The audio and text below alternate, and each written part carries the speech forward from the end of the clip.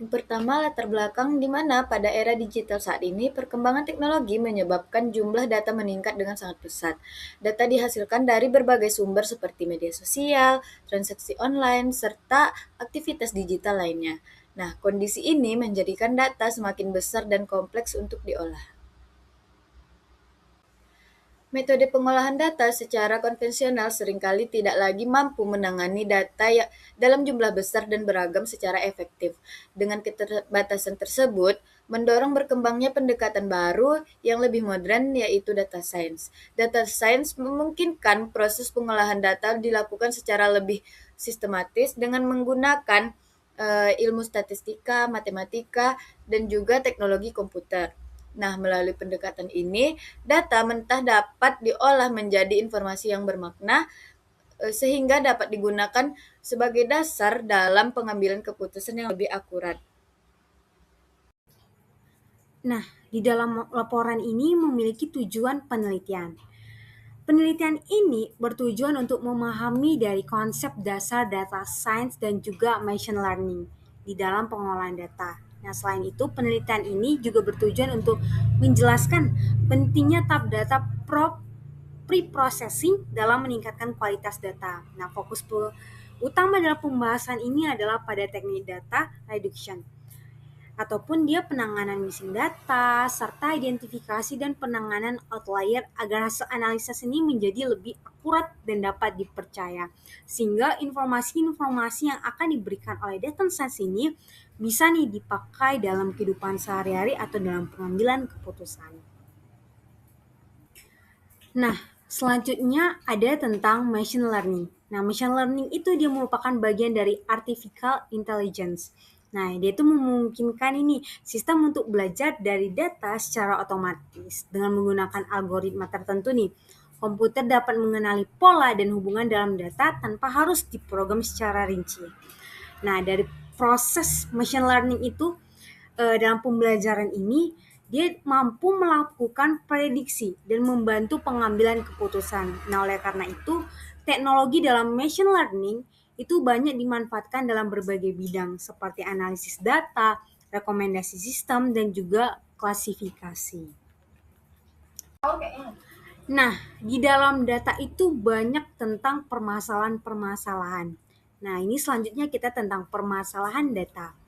Nah, di dalam proses analisis, data seringkali memiliki berbagai permasalahan yang banyak banget yang dapat mempengaruhi hasil yang kita peroleh. Nah, beberapa masalah yang umum terjadi itu ada jumlah variabel yang terlalu banyak, adanya data yang hilang, atau keberadaan data ekstrim ataupun data duplikat nih. Nah, permasalahan tersebut dapat menyebabkan hasil analisis menjadi kurang akurat jika tidak ditangani dengan cepat. Jadi informasi itu kayak kurang pas gitu didengar. Nah, jadi oleh karena itu diperlukan nih tahap processing data untuk membersihkan dan mempersiapkan data sebelum dilakukan analisis lebih lanjut atau pre-processing. Nah, selanjutnya adalah tentang pengertian data science. Pertama, data science. Nah, data science itu adalah bidang nih yang menggabungkan tentang statistika, matematika, dan juga ilmu komputer. Nah, di situ itu untuk mengolah data menjadi informasi yang bermakna dan dapat digunakan dalam pengambilan keputusan dan itu sangat penting. Nah, dalam mengolah data menjadi insight. Nah, data science ini bisa menjadi data yang menjadi insight. Nah, insight itu adalah informasi penting yang diperoleh dari hasil analisis data. Nah, data yang awalnya misalnya mentah dia diolah nih dan menghasilkan kesimpulan yang berguna atau informasi yang berguna. Nah, selanjutnya itu ada bersifat interdisipliner. Nah, interdisipliner itu dia itu adalah data science ini yang menggabungkan berbagai ilmu seperti matematika, statistika, komputer, bisnis, dan domain ilmu lainnya. Nah, dia interdisipliner. Jadi data ini dia menghasilkan informasi yang bermakna dan juga disiplin dan juga sopan. Nah, setelah kita udah mengetahui nih apa dari pengertian atau arti dari data science, kita nih harus mengetahui apa yang menjadi peranan dalam data science. Nah, peranannya itu yang pertama yaitu mengambil atau membantu pengambilan keputusan berbasis data. Nah, itu berarti kita secara individu ataupun organisasi ataupun kelompok dia itu dapat mengambil atau membuat sebuah keputusan yang lebih akurat berdasarkan data bukan hanya berdasarkan asumsi. Nah, kedua, digunakan di berbagai bidang. Nah, dia di berbagai bidang ini seperti kayak bisa kita gunakan di bidang bisnis, kesehatan, pendidikan, dan juga keuangan. Bahkan kita bisa digunakan dalam bidang sehari-hari kita.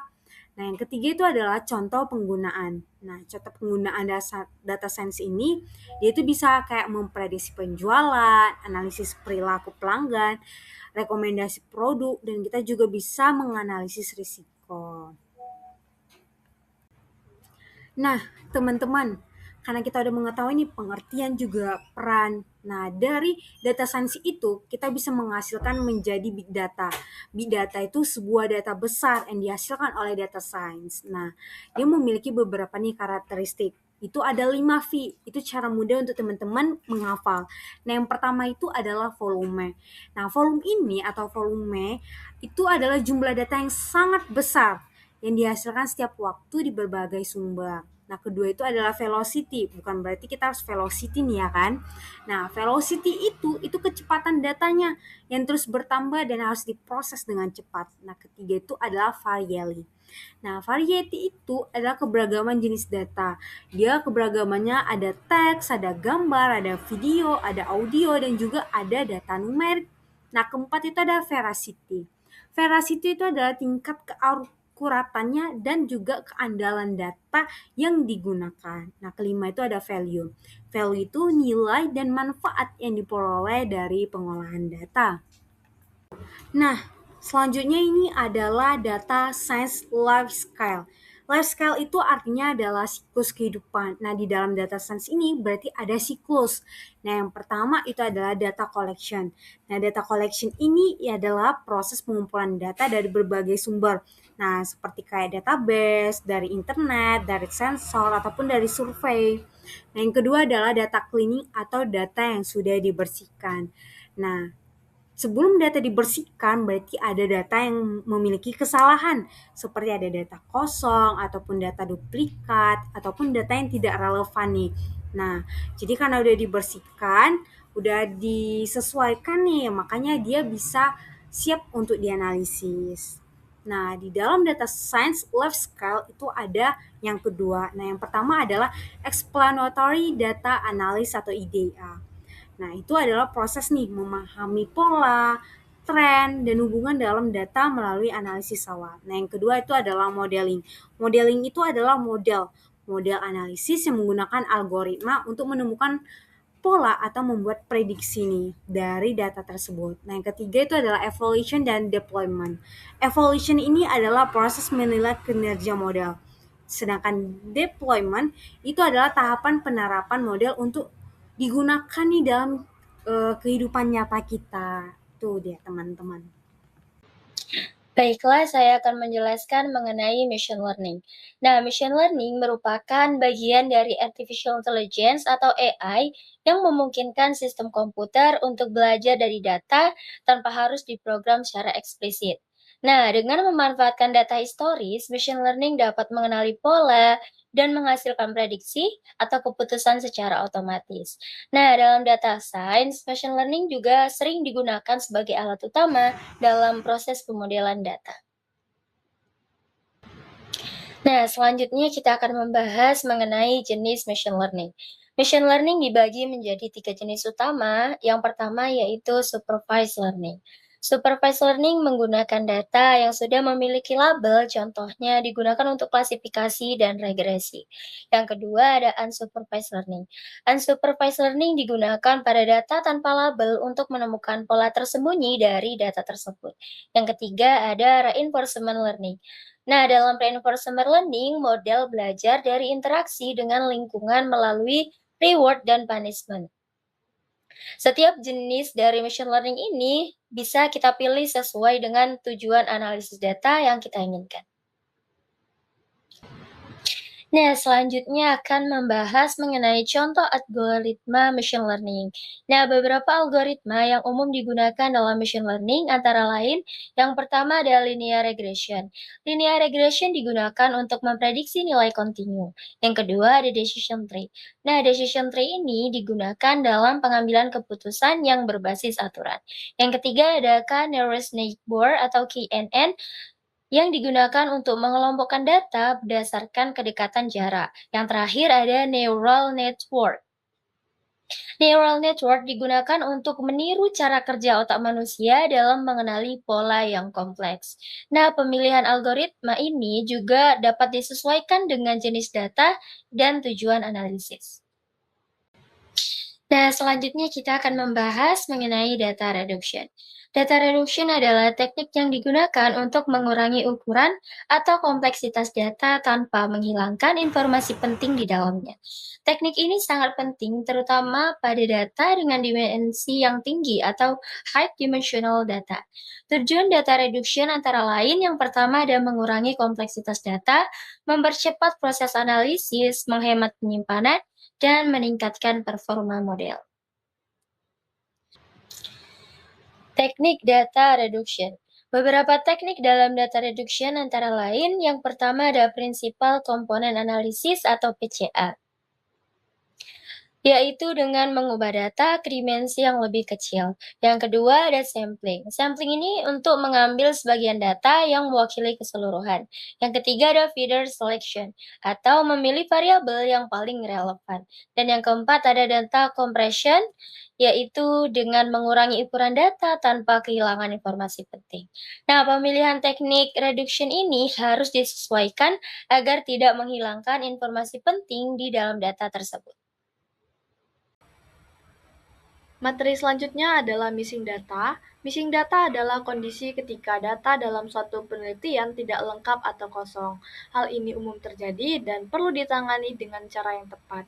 Kenapa? Karena keberadaannya dapat mengurangi ukuran sampel efektif serta dapat menurunkan kekuatan statistik atau statistical power sehingga kemampuan dalam pengujian hipotesis menjadi lebih lemah dan berpotensi menimbulkan bias. Sebelum kita membahas lebih lanjut mengenai penanganan missing data, ternyata missing data terbagi menjadi 3 jenis utama. Yang pertama adalah missing completely at random atau MCAR, yaitu data hilang secara acak dan tidak berkaitan dengan variabel lain. Yang kedua, missing at random atau MAR, yaitu data hilang yang berkaitan dengan variabel lain tetapi tidak dengan nilai data itu sendiri. Serta yang terakhir yaitu missing not at random atau MNAR, yaitu data hilang yang justru disebabkan oleh nilai itu sendiri. Pembahasan selanjutnya yaitu mengenai penanganan missing data. Penanganan missing data dapat dilakukan dengan berbagai metode, diantaranya adalah yang pertama, listwise deletion, yaitu menghapus seluruh data responden yang memiliki nilai hilang, sehingga hanya data lengkap saja yang akan dianalisis. Kedua, pairwise deletion, yaitu dengan tetap menggunakan semua data yang tersedia pada setiap analisis tanpa harus menghapus seluruh responden yang ada nilai data hilangnya. Dan yang ketiga, yaitu mean substitution, yaitu mengganti nilai yang hilang dengan nilai rata-rata dari variabel tersebut. Dan metode yang terakhir yaitu metode imputation, yaitu metode yang lebih kompleks seperti regresi atau multiple imputation yang dapat memperkirakan nilai yang hilang berdasarkan pola data yang ada sehingga metode ini menjadi metode analisis yang lebih akurat dibanding metode-metode lainnya. Materi selanjutnya yaitu outlier. Outlier merupakan nilai data yang menyimpang secara signifikan dari pola umum atau distribusi mayoritas data. Sehingga, jika kita menemukan outlier di dalam dataset kita, hal itu dapat mempengaruhi hasil analisis yang akan kita lakukan selanjutnya. Oleh sebab itu, sebelum kita melakukan analisis lebih lanjut, kita haruslah mendeteksi apakah dataset kita terdapat outlier ataupun tidak. Deteksi outlier dapat dilakukan dengan beberapa metode. Yang pertama adalah metode Z-score, di mana data dengan nilai di luar rentang negatif 3 dan plus 3 biasanya dianggap sebagai outlier. Metode selanjutnya itu metode IQR atau interquartile rank dengan batas bawah Q1 dikurang 1,5 IQR dan batas atas Q3 ditambah 1,5 IQR, di mana jika ada nilai data yang berada di luar rentang batas bawah dan batas atas, maka akan dianggap sebagai outlier. Selain menggunakan perhitungan matematis, kita juga bisa mendeteksi outlier melalui visualisasi data. Salah satunya adalah box plot.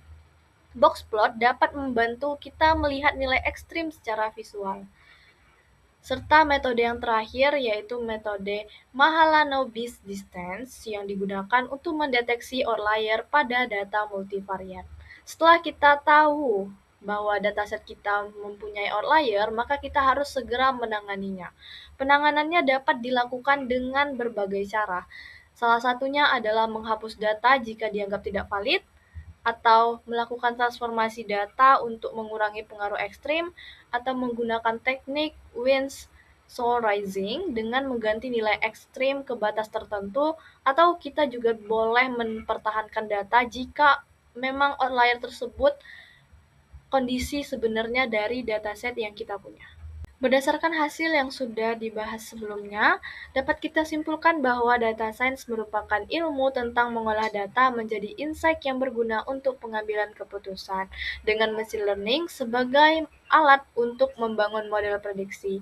Selain itu, kualitas data sangat menentukan bagaimana hasil analisis dihasilkan, sehingga proses preprocessing seperti data reduction, penanganan missing data, dan deteksi outlier menjadi langkah penting agar hasil analisis tetap akurat dan terpercaya. Terima kasih sudah menyimak hingga akhir. Semoga materi yang telah kami sampaikan dapat memberikan manfaat dan dapat menambah pemahaman. Kami mohon maaf apabila terdapat kesalahan dan kekurangan dalam penyampaian. Saya akhiri dengan wassalamualaikum warahmatullahi wabarakatuh.